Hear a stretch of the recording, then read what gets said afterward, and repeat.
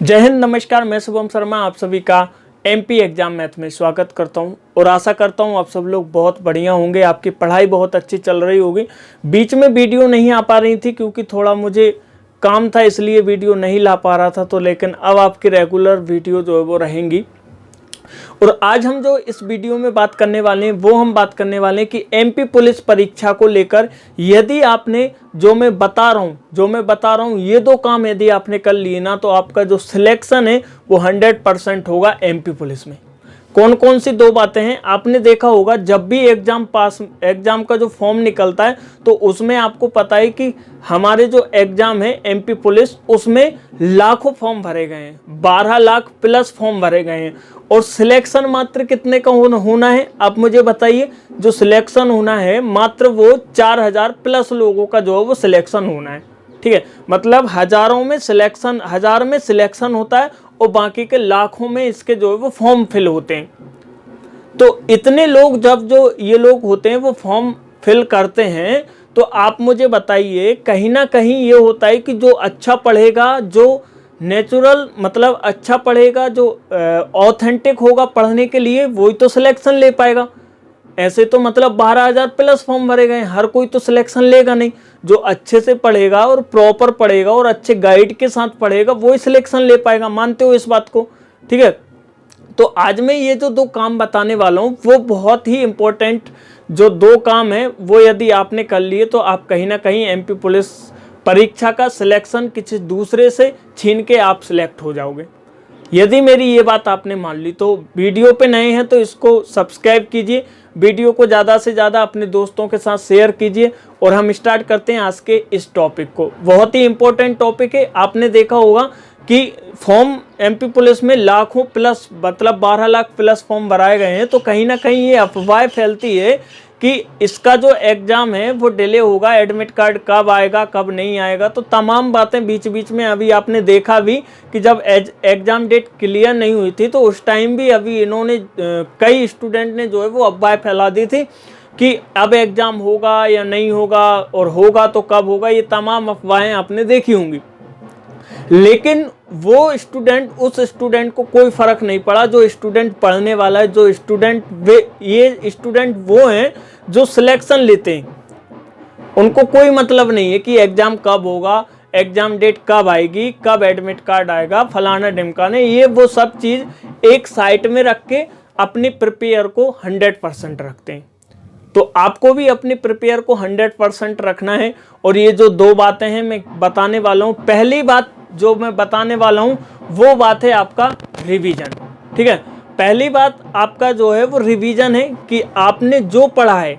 मैंने देखा है कई स्टूडेंट ऐसे हैं जो देखते हैं कि मैंने ये नहीं पढ़ा, दूसरे का देख के मैंने ये नहीं पढ़ा, वो पढ़ने लगते हैं। उसके बाद देखते हैं अरे मैंने ये नहीं पढ़ा, वो भी पढ़ने लगते हैं। मतलब एग्जाम पास में आ रहा है, वो नई नई चीज़ों को जो है वो गेन करते जा रहे हैं, मतलब नई नई चीज़ों को निकाल के पढ़ते जा रहे हैं। तो आपको ऐसा नहीं पढ़ना है। आपने जितना भी पढ़ लिया है उसका आप लोग रिवीजन कीजिए। जितना भी आप लोगों ने पढ़ लिया है उसको आप जो है वो मॉक टेस्ट दीजिए उसका। तो आपको हमेशा आपने जिस चीज़ को आपने पढ़ लिया है उसको रिवीजन करो। पहली बात तो ये, ठीक है, रिवीजन से ही आपका सिलेक्शन होगा। ऐसा नहीं कि आपने न्यू बात जान ली और उसको आप लोग पढ़ने लगे। तो हाँ, आपको एक बात है कि करंट अफेयर्स एकमात्र ऐसा सब्जेक्ट है जिसे आपको रेगुलर पढ़ते रहना है, एग्जाम के दिन तक पढ़ते रहना है, मैं तो ये बोलता हूँ। ठीक है, अब उसके बाद बात निकल के आती है कि दूसरी चीज़ क्या है। तो दूसरी चीज़ है आपका प्रैक्टिस सेट।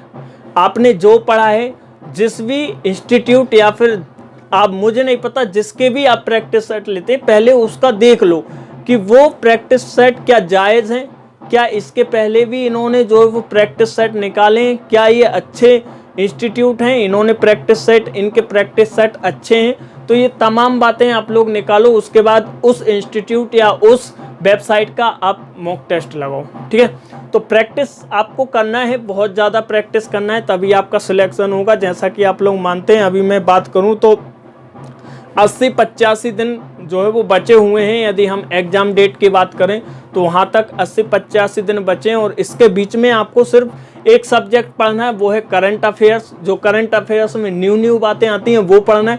बाकी के सब्जेक्ट में जो आपने पढ़ा है, उसका सिर्फ आपको रिवीजन करना है, ठीक है। जो आपने पढ़ा है बाकी के सब्जेक्ट में, मैं बात करूं मैथ, रीजनिंग और जीके या जीएस, आपने जो भी पढ़ा है तो उसका अब आप लोग लगाओ प्रैक्टिस सेट, ठीक है। ओनली प्रैक्टिस सेट, प्रैक्टिस लगाओ। जैसे मैं बात करूं मैथ की, तो मैथ का मैं आपको कंप्लीट सिलेबस, मैथ का जो प्रैक्टिस सेट है मैं आपको करा रहा हूं यहाँ पे। यदि आपने नहीं देखा है तो उनको जाके देखिए।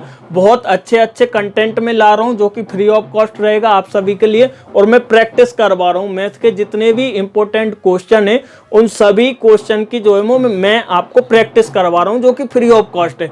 तो आप लोग यदि चैनल पे नए हैं तो उसको सब्सक्राइब कर लो। मैथ का मैं कंप्लीट सिलेबस आपको करा रहा हूं और उसके साथ साथ उसके मैथ की जो है वो इंपॉर्टेंट क्वेश्चन की सीरीज में चला रहा हूं, ठीक है, जो कि आपके एमपी पुलिस परीक्षा के लिए बहुत ही इंपॉर्टेंट है, ठीक है। तो यही दो काम है। कौन कौन से दो काम थे? पहला आपका जो काम था वो था रिवीजन। आपको रिवीजन करना है, नई बात कोई सी भी नहीं पढ़नी है, ना आपको जानना है, सिर्फ करंट अफेयर्स को छोड़ के।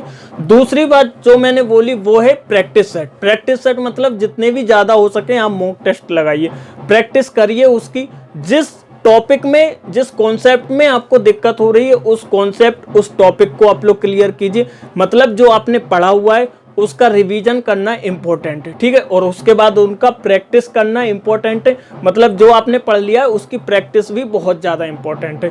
तो आपको ये दो फैक्टर जो है वो इंपॉर्टेंट है, और इन्हीं दो काम पे आपको अब, यदि आपको पता नहीं था तो अब से ही आप लग जाइए। अब आपको रेगुलरली इन दो कामों पे जो है वो ज़्यादा हार्ड वर्क करना है, ठीक है। फिर मिलेंगे अगली वीडियो में। यही बात थी जो आपसे करना था। फिर मिलेंगे अगली वीडियो में। जब तक के लिए बाय बाय, टेक केयर, आप अपना ध्यान रखिए। बाय, जय हिंद।